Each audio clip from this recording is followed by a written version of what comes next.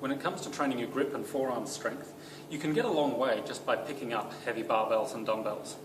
But the wrist rotates, it extends and flexes, the hand opens and closes, and you can train those actions. You can load them up in different ways, you can practice them with different implements, and I'm going to show you a few different versions, and if you like, if they seem useful to you, you can incorporate them into your training.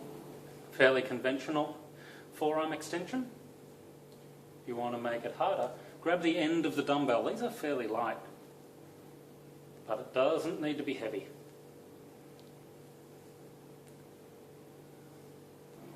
So ordinarily you do shoulder circles this way, and you can do all manner of shoulder exercise holding onto the ends of 2 hexagonal dumbbells as well.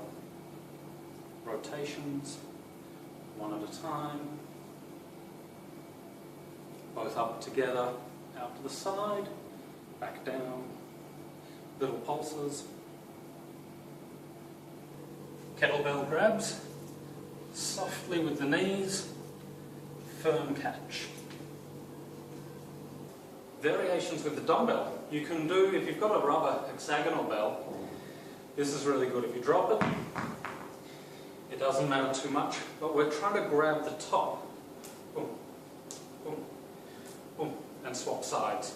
Or you can go handle to end, to handle, to end.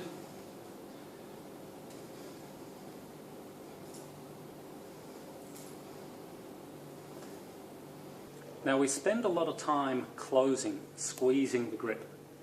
It's good to train the opposite. This is just a little rubber band, it's the only thing we had on hand. But you can practice opening the hand, and you balance out all your muscles that way. Can be quite a good therapeutic exercise.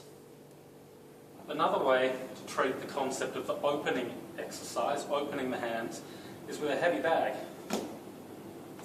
You're only extending with the hands. Initially, if you use a little bit of elbow, that's going to be okay. You catch with the fists. But you want to move towards a powerful opening with the fingers,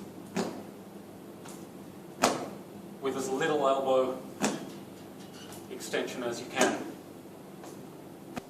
For the tilt, we're on a high lunging stance or a high bow stance, more or less a straight line between the shoulder and the tip of the post.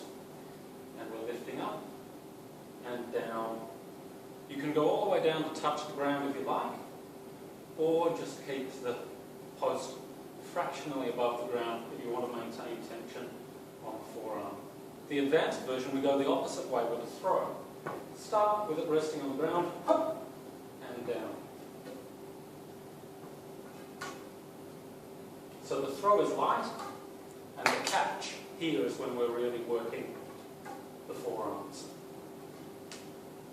You can circle as well. I like to try to make even circles. Some people like to write their name with the end of the post, but I find trying to smooth out a circle a little bit more satisfying, I suppose.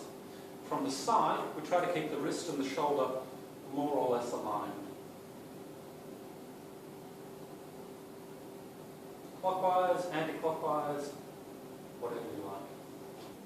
And if you have a long bar that weighs a little more than a broomstick, this is about 4 kilograms, you can try holding in the middle, and we're drawing a circle with both ends of the bar at the same time. Farmer's walks are great. You can grab 2 little plates and you're squeezing, you're pinching together. That'll train the forearm and grip quite effectively. Of course, if you want to make it even harder, 3 plates. You've really got to squeeze. None of these are very heavy. You've got to squeeze very firmly to keep from dropping. Likewise, 2 plates together, curls. If you've seen kettlebell swings, you can do kettlebell swings. In here is a sandbag.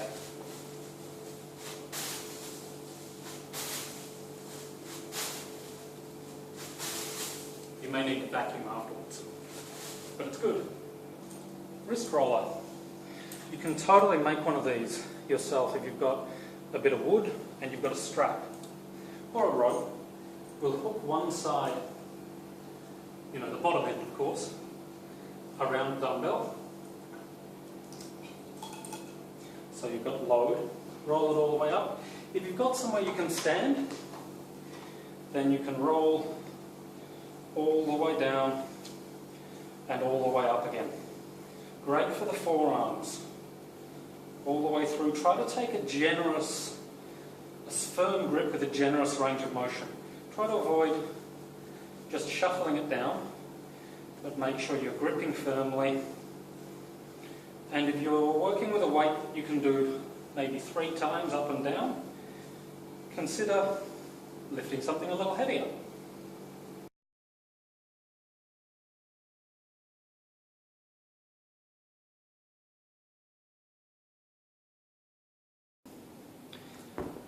This one's always fun and interesting. Bottoms up, so upside down kettlebells, and brace. Kettlebell brace if you're feeling ambitious.